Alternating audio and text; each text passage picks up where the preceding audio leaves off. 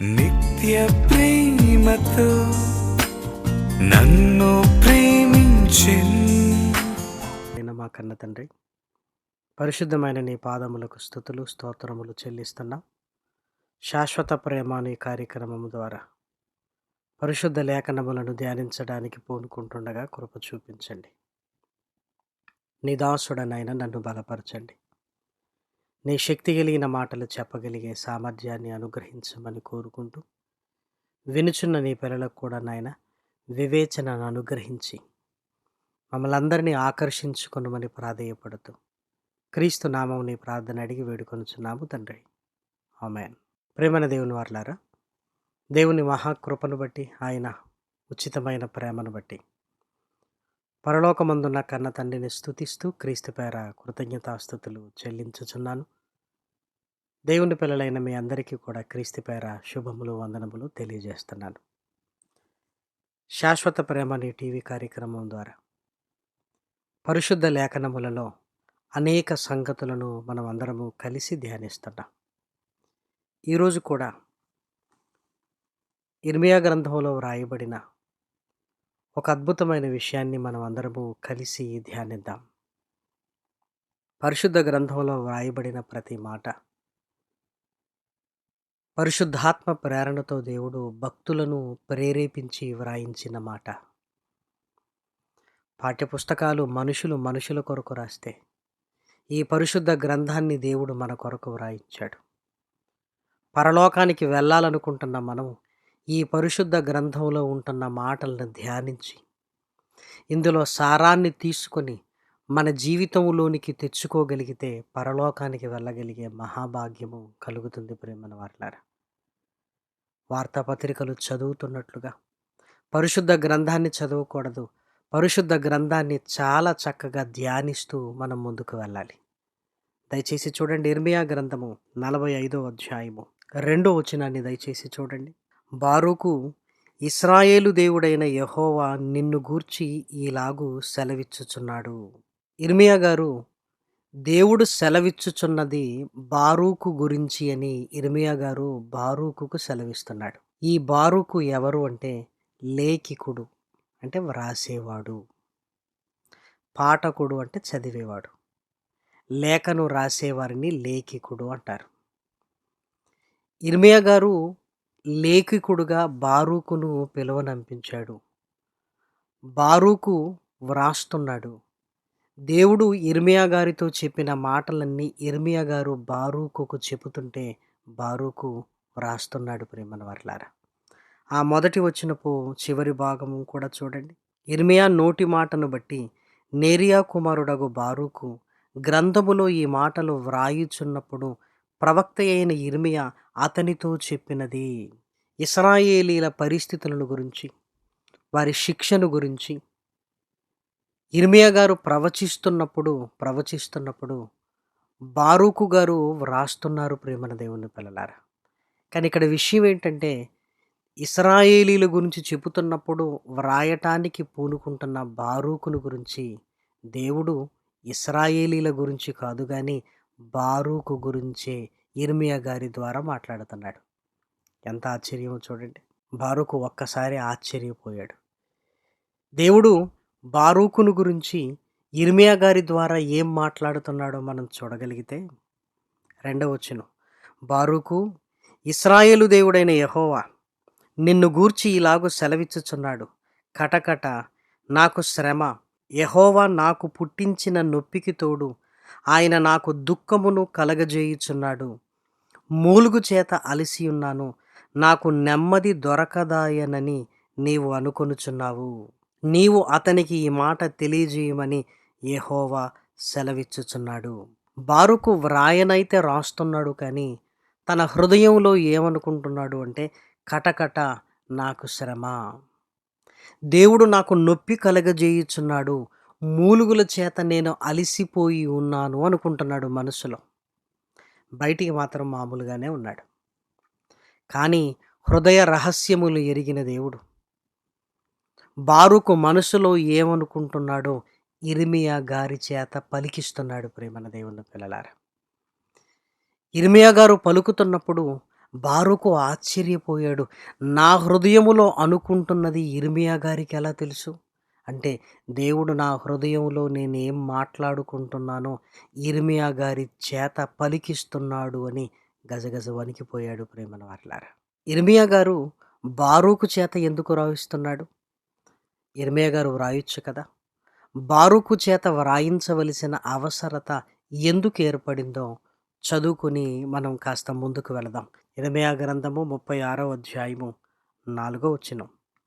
యిర్మీయా నేరియా కుమారుడైన బారూకును పిలువనంపగా అతడు యెహోవా యిర్మీయాతో చెప్పిన మాటలన్నింటినీ యిర్మీయా నోటి మాటలను బట్టి ఆ పుస్తకములో వ్రాసెను. యిర్మీయా బారూకునకు ఇలాగు ఆజ్ఞ ఇచ్చెను.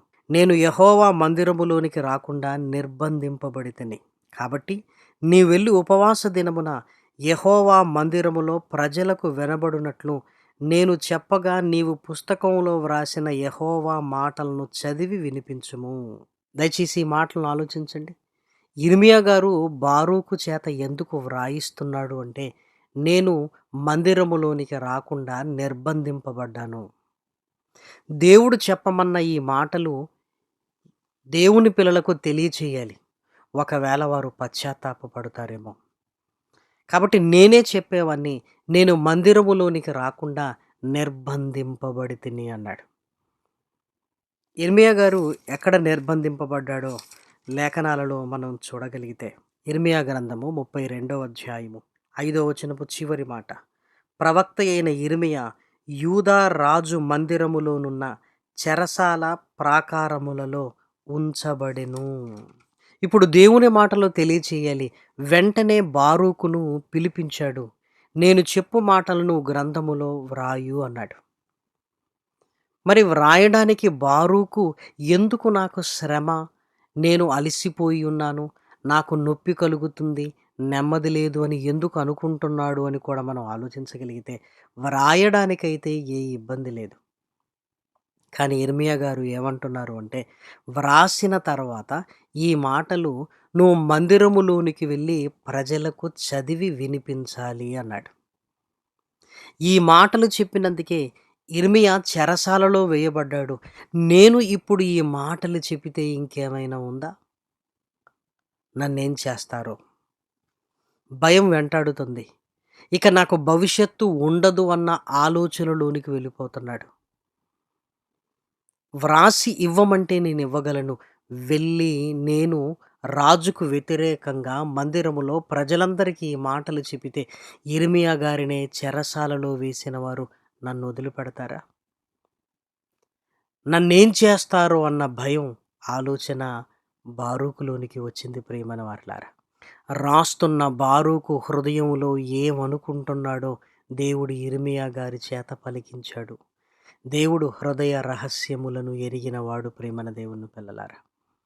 ఇంకా బారూకు దేనికి సంశయిస్తున్నాడో, ఎందుకు బాధపడుతున్నాడో మనం చూడగలిగితే యిర్మీయా గ్రంథము 45వ అధ్యాయము 4-5 వచనాలు. నీవు అతనికి ఈ మాట తెలియజేయమని యెహోవా సెలవిచ్చుచున్నాడు.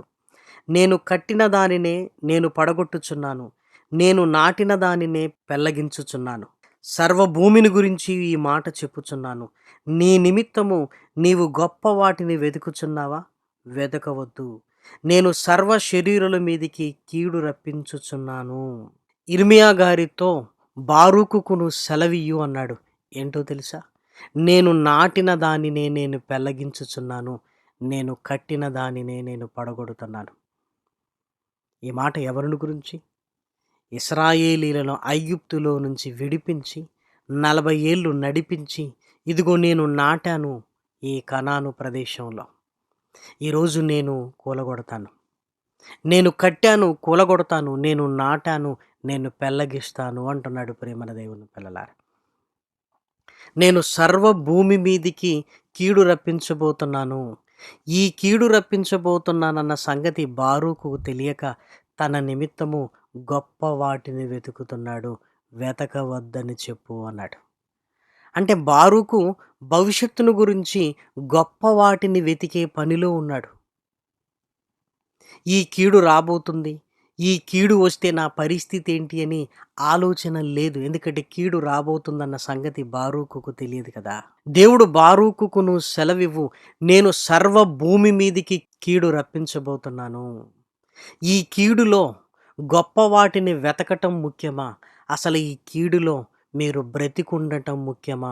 ఒక్కసారి ఆలోచించుకోమని చెప్పు" అన్నాడు. క్రింది వచనంలో అదే మాట. అయితే నీవు వెళ్ళు స్థలములన్నింటిలో దోపుడు సొమ్ము దొరికినట్టుగా నీ ప్రాణమును నీకిచ్చుచున్నాను. ఇదే యెహోవా వాక్కు. బారూకు, నువ్వు గొప్ప వాటిని వెతుకుచున్నావు, వెతకవద్దు. సర్వభూమి మీదికి నేను కీడు రప్పించబోతున్నాను.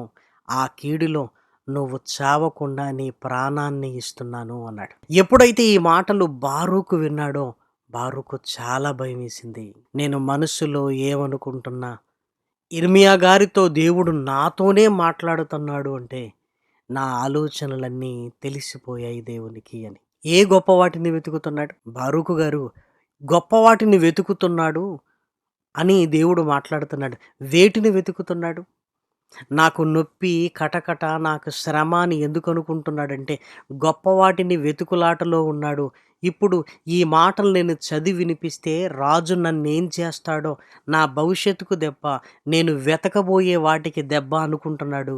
ఇదిగో హృదయంలో ఏం వెతుకుతున్నాడో మనం చూడగలిగితే ఇర్మియా గ్రంథము 51వ అధ్యాయము 59. సిద్కియా ఏలుబడి యందు 4వ సంవత్సరమున షెరాయా దండు భోజన సామాగ్రికి అధికారి అయ్యుండి సిద్కియాతో కూడా బబులోనికి వెళ్ళినప్పుడు నేరియా కుమారుడును మహాశయ మనుమడునైన ఆ షేరయాకు ఇర్మియా ఆజ్ఞాపించిన మాట. సిద్కియా భోజన దండు సామాగ్రికి అధికారి ఎవరంటే షేరాయా. ఈ షేరాయా ఎవరంటే నేరియా కుమారుడు. మరి బారూకు ఎవరు? నేరియా కుమారుడు. అంటే షేరయా బారూకుకు సహోదరుడు. ఎక్కడున్నాడు అంటే రాజు దగ్గర పనిచేస్తున్నాడు. అంటే బారూకు కూడా ఏ ఆలోచన ఉందంటే, నేను కూడా రాజు దగ్గర పని చేస్తే హోదాకు హోదా ఉంటుంది, అధికారం ఉంటుంది, నా జీవితం చక్కగా కష్టం వచ్చినా కరువు వచ్చినా నాకే ఇబ్బంది ఉండదు అని గొప్ప వాటిని వెతుకుతున్నాడు ప్రేమన్నవారులారా. రాజు ఆస్థానంలో పని చేయటం అంటే అది చాలా గొప్ప విషయం. ఆ గొప్ప వాటిని వెతుకుతున్నాడు. ఇప్పుడు రాజుకే నేను వ్యతిరేకంగా మాట్లాడితే నా సహోదరుడి పరిస్థితి ఏమవుతుంది? నా పరిస్థితి ఏమవుతుంది? ఎన్నో ఆలోచనలు బారూకులో ఉన్నవి ప్రేమన దేవుని పిల్లలారా. దేవుడు అదే చెబుతున్నాడు, నీ నిమిత్తము నువ్వు గొప్ప వాటిని వెతకవద్దు, సర్వ భూమి మీదికి నేను కీడు రప్పించబోతున్నాను అన్నప్పుడు భవిష్యత్తును గురించి తెలుసుకున్న బారూకు వెంటనే తన మనసును మార్చుకున్నాడు ప్రేమన వారలారా. నాకు శ్రమ, కటకట, నాకు నెమ్మది లేదు, దేవుడు నాకు నొప్పి కలగజేశాడు అనుకుంటున్న బారూకు వెంటనే కీడును గురించి వినేసరికి అసలు ఈ కీడులో నేను బ్రతికి ఉండటం మేలు, ఈ కీడులోనే నేను చనిపోతే నేను గొప్ప వాటిని వెతుకుతాను అని నేను అనుకుంటున్నాను. అవి నా జీవితంలోనికి రావాలంటే నేను బ్రతికి ఉండాలి కదా. ఈ కీడులో నేను చనిపోతే ఇంకేముంది? అమ్మో, ఈ కీడులో దేవుడు నాకు బ్రతుకునిస్తానన్నాడు, ఇది నాకు చాలు, అసలు బ్రతికి ఉండటమే గొప్ప, ఇంకా గొప్ప వాటి మీద నాకు మనసొద్దు అని తన హృదయాన్ని స్థిరపరుచుకున్నాడు, తన మనస్సును మార్చుకున్నాడు ప్రేమన దేవుని పిల్లలారా. పరిశుద్ధ గ్రంథంలో ఈ లేఖికుడైన బారూకు జీవితాన్ని గురించి మనం చాలా జాగ్రత్తగా ఆలోచించగలిగితే మన జీవితాలకు చాలా దగ్గరగా ఉన్నట్లుగా కనపడుతుంది కదా ప్రేమన వారలారా. మనం కూడా బయటికి మాత్రం దేవునిలో ఉన్నట్లు అందరికీ చూడటానికి మాత్రం చక్కగా మాట్లాడతాం, లోపల మాత్రం ఈ లోకాన్ని కోరుకుంటుంటాం ప్రేమన వారలారా. బయటికి ఒకలా, లోపల మరొకలా. ఏమండి, ఇది సమాజానికి తెలియకపోవచ్చు, మన కళ్ళ ముందున్న వారికి తెలియకపోవచ్చు, కానీ దేవునికి తెలియనిది ఏమైనా ఉందా? పాతాళ లోకం ఆయన కన్నులకు తెరవబడి ఉన్నట్లుగా కనబడుతుంది ప్రేమన వారలారా. మరి మానవ హృదయం ఆయనకు తెలుసు, మనుషులకు తెలియదు కదా అని ఒక నటనా జీవితానికి మనం అలవాటు పడుతుంటాం. బయటికి ఒకలా, లోపల మరొకలా ప్రేమన దేవుని పిల్లలారా. అందుకే దేవుడు వేషధారులారా అన్నాడు, సున్నము కొట్టిన సమాధులారా అన్నాడు.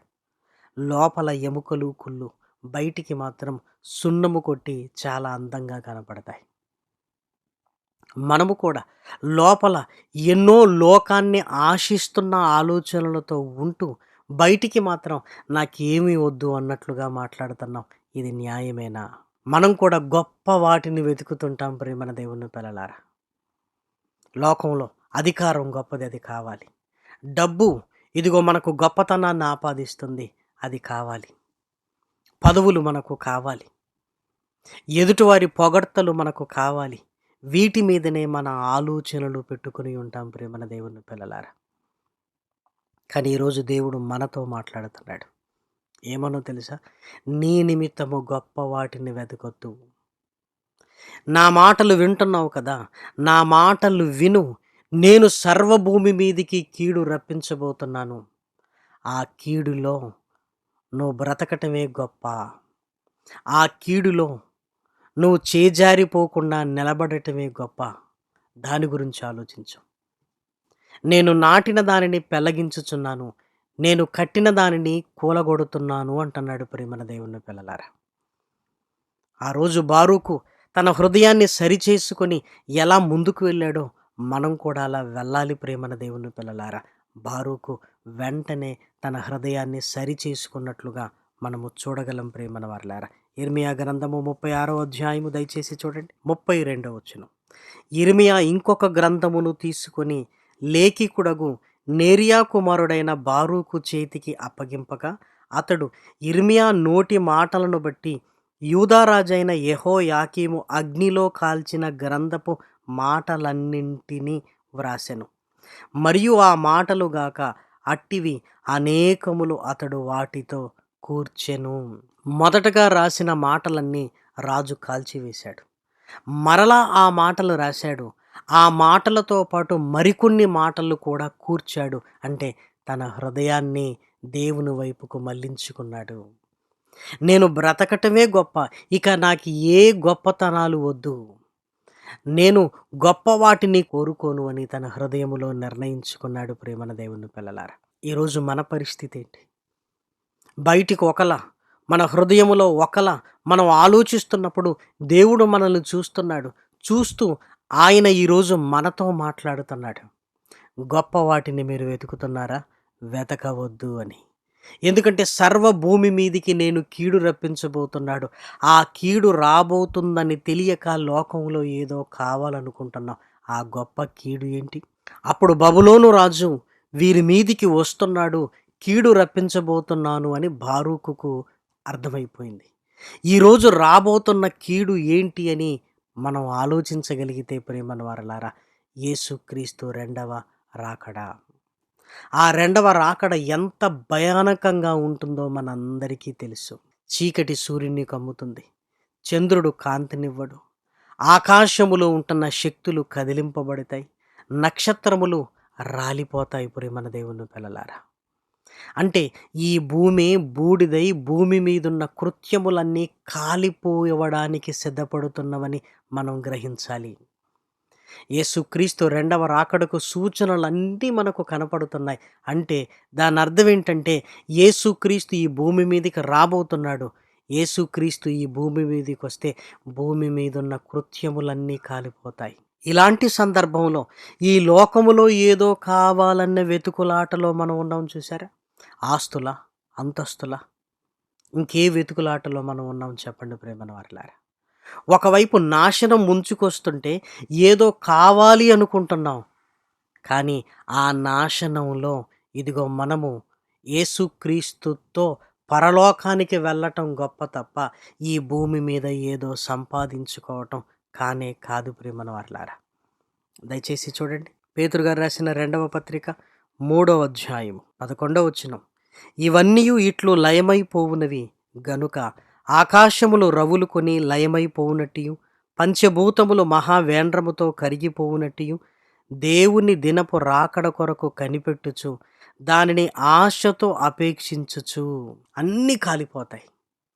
అసలు భూమే కాలిపోతుంది, భూమి మీదున్న కృత్యములన్నీ కాలిపోతాయని మనం చదువుకుంటున్నప్పుడు ఇంకా ఇక్కడ ఏదో కావాలని కోరుకుంటున్నామంటే అది మన పిచ్చితనమే కదా ప్రేమన వారలారా. బ్రతికుండగా దేవుడు కావాలి, చనిపోయిన తర్వాత యేసుక్రీస్తు మరలా మనల్ని తిరిగి లేపి పరలోకానికి తీసుకొని వెళ్ళాలి.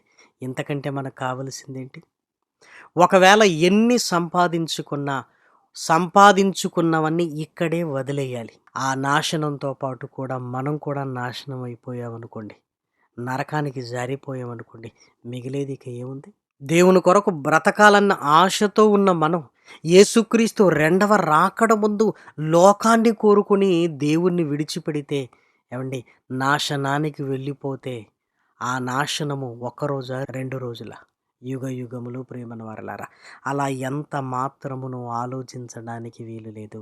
మహనీయుడైన యేసుక్రీస్తు లూకాసు వార్తలో ఒక చక్కటి ఉదాహరణ చెబుతున్నాడు మనందరికీ. లూకాసు వార్త 12:20 ధనవంతుని భూమి సమృద్ధిగా పండింది. వెళ్ళాడు, చూసుకున్నాడు. వాటిని కొట్లను విప్పి ధాన్యమంతటిని అందులో పెట్టి చాలా సంతోషంగా తినాలి, సుఖించాలని తన ప్రాణముతో చెప్పుకోవాలి అనుకున్నాడు. కానీ దేవుడేమనుకున్నాడో తెలుసా? ఒరే వెర్రివాడా, ఈ రాత్రి నీ ప్రాణమును అడుగుచున్నారు, నీవు సిద్ధపరిచినవి ఎవనికగునని అతనితో చెప్పెను. ఏం కాదు అనుకుంటూ కొట్లను విప్పి వాటికంటే గొప్ప వాటిని కట్టించి అందులో పెట్టాలి అని అనుకుంటున్నా. కానీ రాత్రి నీ ప్రాణం పోతే పరిస్థితి ఏంటి అన్నాడు. మనము కూడా లోకాన్ని గురించి ఎన్నో ఆశలతో ఉన్నాం. మన ప్రాణం పోతే? యేసుక్రీస్తు రెండవ రాకడ జరిగితే జరిగేది అదే కదా ప్రియమైన వారలారా. ఆశించినవన్నీ బూడిద పాలవుతాయి. మనకు కావలసిందేంటి?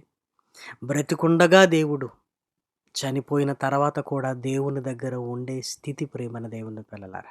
బారూకు వలె మన హృదయాన్ని సరిచేసుకుందాం ప్రేమన దేవుని పిల్లలారా. మనకి ఏమీ వద్దు, దేవా నువ్వే కావాలి అని సరిచేసుకుంటే మన జీవితాలు బాగుపడతాయి ప్రేమన దేవుని పిల్లలారా. యేసుక్రీస్తు రెండవ రాకడంటే అది చిన్న విషయం కాదు ప్రేమన వారలారా. ఆ రాకడను మనం ఆలోచించుకుంటేనే భయపడాలి ప్రేమన వారలారా.